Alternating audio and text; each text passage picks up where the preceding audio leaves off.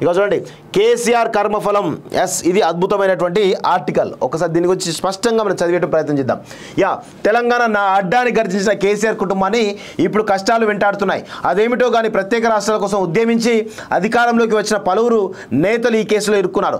ఇప్పుడు బీఆర్ఎస్ వంతు వచ్చింది. కొట్లాడి సాధించుకున్న ప్రత్యేక రాష్ట్రాలను సొంత జాగీర్లు చేసుకుని పాడి ఆవులుగా మార్చుకునే ప్రయత్నం చేయడమే ఈ అనర్థాలకు కారణం కాదా? డబ్బు సంపాదనకు అలవాటు పడిన నేతలను, అధికారులను సమాజం కూడా ఒక స్థాయి వరకే మన్నిస్తుంది. ఇప్పుడు కవిత విషయంలో కూడా జరుగుతున్నది ఇదే. తొలి 5 ఏళ్లు పెద్దగా ఆరోపణలు లేకుండా పనిచేసిన కేసీఆర్ కూడా రెండవ పర్యాయం రెవెన్యూ తదితర విషయాల్లో అడ్డగోలుగా వ్యవహరించారు. ఈ నేపథ్యంలోనే కవిత రాష్ట్ర సరిహద్దు దాటి ఢిల్లీ వరకు వెళ్లారు. లిక్కర్ కుంభకోణంలో ఇరుక్కున్నారు. కవిత అరెస్టు సందర్భంగా అక్కడి పరిస్థితులను గమనిస్తే కేసీఆర్ కుటుంబం ఒంటరి అయినట్టే అని భావించాల్సి ఉంటుంది. రాష్ట్రంలోనే కాదు, జాతీయ స్థాయిలో కూడా కేసీఆర్కు ఇప్పుడు సంఘీభావం ప్రకటించేవారు కనిపించడం లేదు. తాము శాశ్వతంగా అధికారంలోనే ఉంటామని విర్రవీగే నాయకులకు, వారి కుటుంబ సభ్యులకు కవిత ఉదంతం ఒక హెచ్చరిక. మొత్తం మీద తెలంగాణ ప్రస్తుత సీఎం రేవంత్ మహర్జాతకుడని చెప్పాలి. ఈ అరెస్టు ఏదో అసెంబ్లీ ఎన్నికలకు ముందు జరిగి ఉంటే కాంగ్రెస్కు మెజార్టీ లభించి ఉండేది, కానీ రేవంత్ సీఎం అయి ఉండేవారు కాదు. కవిత అరెస్ట్ను కేసీఆర్ అండ్ కో ఎంతవరకు ఉపయోగించుకొని ఉండేవారో తెలియదు, కానీ బీఆర్ఎస్తో తమకు అవగాహన లేదని చెప్పుకునే మహదవకాశం బీజేపీకే దక్కేది. అదను చూసి దెబ్బ కొట్టాలి అంటారు. కవితను అరెస్ట్ చేయడం కూడా ఇప్పుడు బీజేపీకి మేలు చేయకపోవచ్చున్న అభిప్రాయం వినిపిస్తుంది. ఇప్పుడు ఈ అరెస్టు కేసీఆర్ అండ్ కోకు ఉపయోగపడే అవకాశం ఉందని కూడా అంటున్నారు. మోడీ రోడ్ షో జరుగుతున్న సమయంలోనే కవిత అరెస్ట్ జరగడం కాకతాళీయం కాకపోవచ్చు. బీఆర్ఎస్తో తమకు ఏ అవగాహన లేదని తెలంగాణ సమాజానికి స్పష్టమైన సంకేతం ఇవ్వడం కోసమే కేంద్ర పెద్దలు ఈ సమయాన్ని ఎంచుకున్నారని చెబుతున్నారు. నిజంగా కూడా అద్భుతంగా రాసిండు, సీరియస్గా. నిజంగా కూడా అప్పుడప్పుడు ఇలాంటి ఆనిముత్యాలు మామూలుగా రావు. ఒక్కొక్కసారి ఇక చాలా లో గ్రేడ్గా పోయి రాస్తాడు, కానీ ఇది చాలా అద్భుతమైన ఆర్టికల్. చూడండి, మోడీ రోడ్ షో జరుగుతున్న సమయంలోనే కవిత అరెస్ట్ జరగడం కాకతాళీయం కాకపోవచ్చు. బీఆర్ఎస్తో తమకు ఏ అవగాహన లేదని తెలంగాణ సమాజానికి స్పష్టమైన సంకేతం ఇవ్వడం కోసమే కేంద్ర పెద్దలు ఈ సమయాన్ని ఎంచుకున్నారని చెబుతున్నారు. స్వరాష్ట్రం సిద్ధించిన తర్వాత తెలంగాణ రాజకీయాలు కలుషితం చేయడంతో పాటు అవినీతిమయం చేసిన ఘనత కేసీఆర్కే దక్కుతుంది. ఆయన పుణ్యమాని ఇప్పుడు ప్రతిపక్షంలో ఉన్న వాళ్ళు అధికారం లేకుండా, డబ్బు లేకుండా ఉండలేని పరిస్థితులు ఏర్పడ్డాయి. అధికారంలో ఉన్నప్పుడు కన్ను మిన్ను కానకుండా వ్యవహరించిన ఫలితాన్ని కేసీఆర్ అండ్ కో ఇప్పుడు అనుభవిస్తున్నారు. కవితను అరెస్ట్ చేసి ఢిల్లీకి తీసుకుపోయినా తెలంగాణ ప్రజలు రోడ్ల మీదకి రాలేదు. ఇది స్పష్టం. నిజంగా కూడా కేసీఆర్ ఈరోజు తెలంగాణ రాష్ట్ర సాధనలో ఆయన పాత్ర చాలా సుస్పష్టంగా ఉంది అందులో. ఎందుకంటే మేము కూడా కలిసి పనిచేసినాం కాబట్టి చెప్తా ఉన్నాం.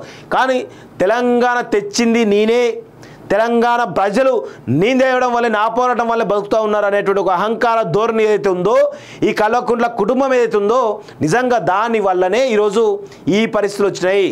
తెలంగాణ రాష్ట్రం ఒకరి వల్ల రాలేదు, ఒక కుటుంబం వల్ల రాలేదని స్పష్టంగా గుర్తుపెట్టుకోవాలి.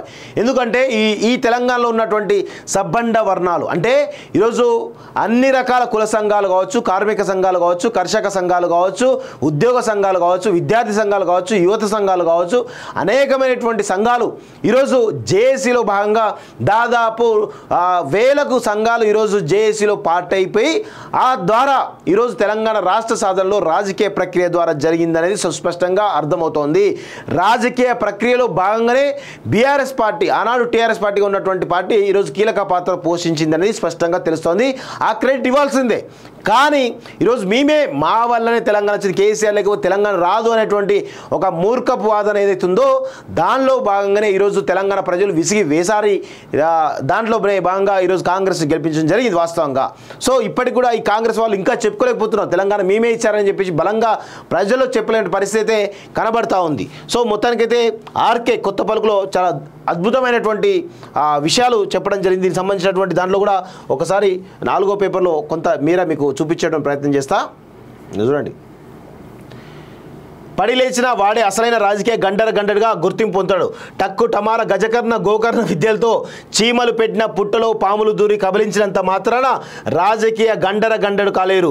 లోక్సభ ఎన్నికల్లో ఎన్ని సీట్లు గెలుస్తారన్న విషయం పక్కన పెడితే ఓట్ల పరంగానైనా ద్వితీయ స్థానంలో నిలబడగలిగితే కేసీఆర్ ఎల్లుక్కునే అవకాశం ఉంటుంది. ఏముండండి, 10% 12%కో పడిపోతుంది, అది తప్ప పెరిగే అవకాశం లేదు. ఎందుకంటే కాంగ్రెస్ ఆ తర్వాత బీజేపీ తర్వాతనే బీఆర్ఎస్ ఉండే అవకాశం అయితే కనబడతా ఉంది. ఇక్కడ చూడండి, అసెంబ్లీ ఎన్నికలకు ముందు కవిత అరెస్ట్ అవ్వడానికి ఆపడానికి ప్రయత్నించి ఉండకపోతే అధికారం కోల్పోవాల్సిన పరిస్థితి ఎదురయ్యేది కాదన్న అభిప్రాయం కూడా ఉంది. ఇప్పుడు అటు అధికారం కోల్పోయారు, ఇటు కుమార్తె అరెస్టు నిలువరించలేకపోయారు. తోటకూర కాడలు దొంగిలించిన నాడే మందలించి ఉంటే అన్నట్టుగా కుటుంబ సభ్యులు ప్రారంభంలో కట్టడి చేసి ఉంటే కేసీఆర్కు ప్రస్తుత దుస్థితి దాపురించి ఉండేది కాదు.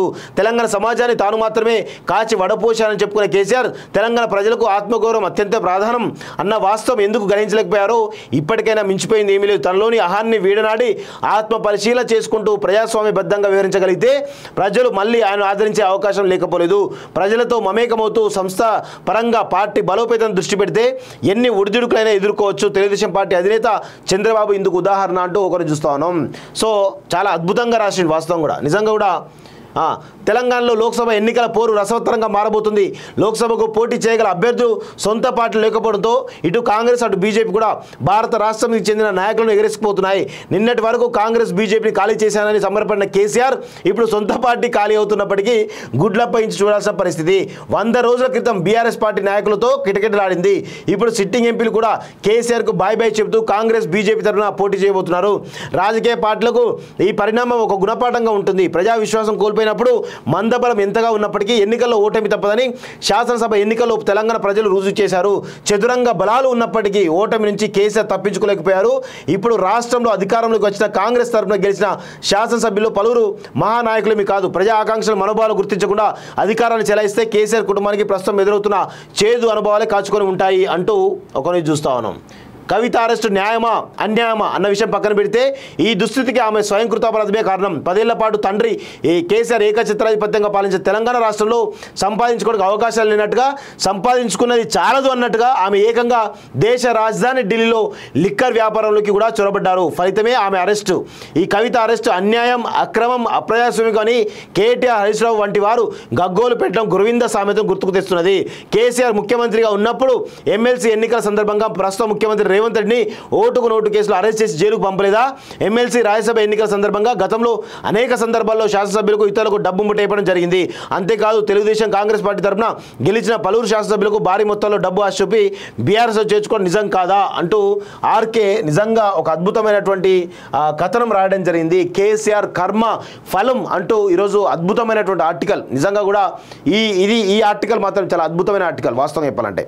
సో దీనిలో భాగంగా చాలా అంశాలు కూడా చాలా కూలంకషంగా డెప్త్గా రాసి ఈరోజు ఆర్టికల్ రాయడం మామూలు విషయం కాదు. నిజంగా కూడా ఇందులో చాలా వరకు చాలా స్పష్టంగా నిక్కచ్చిగా మాటలు చెప్పడం జరిగింది. కేసీఆర్ భవిష్యత్ ఏంటి, కేసీఆర్ మళ్ళీ తన పునర్వేమం తెచ్చుకునే అవకాశం ఉంటుందా, క్యాడర్ను కాపాడుకునే అవకాశం ఉంటుందా, తన ఆహాన్ని ఈరోజు మొత్తంగా పక్కన పెట్టి మొత్తానికైతే ప్రజలకు చేరువే పరిస్థితి తీసుకొస్తారా అనేటువంటి దాంట్లో కూడా కొంత రాయడం జరిగింది. కానీ కేసీఆర్ తన ఆహాన్ని వీడడు, తన దొరతనాన్ని ఎలా వీడడు. ఎందుకంటే ఉద్యమంలో కూడా అదే పరిస్థితి. కాకపోతే ఉద్యమం సెంటిమెంట్లో భాగంగా మనం ఏం పట్టించుకోవాలి వాస్తవంగా.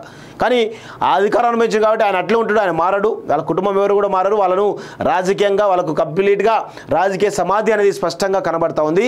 ఇక్కడ కాంగ్రెస్ వర్సెస్ బీజేపీ ఫైట్ మాత్రమే ఉండేటువంటి అవకాశం అయితే బలంగా ఉన్నట్టు మనకైతే క్లియర్గా తెలుస్తూ ఉంది.